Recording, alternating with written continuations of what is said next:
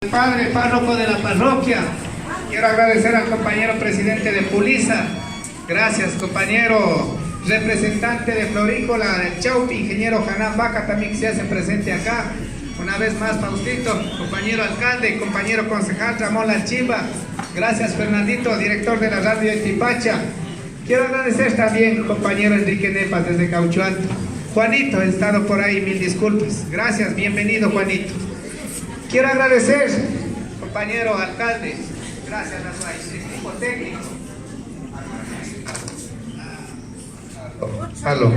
Gracias, compañero alcalde, por equipo técnico.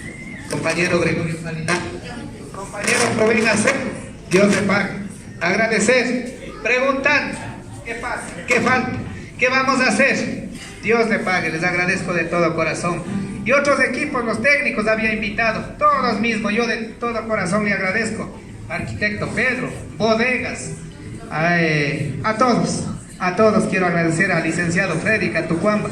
Todos nos ha puesto un manito de arena sin protestar, a veces con papeles, a veces sin papeles. Por eso digo, es la gestión del dirigente, compañeras y compañeros.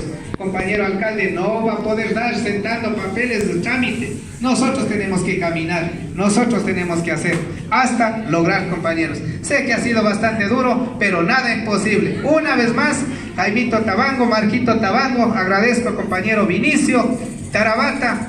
También quiero agradecer al compañero Clever Lechón, a mi esposita, Dios le pague, mujer, por darme todo ese apoyo.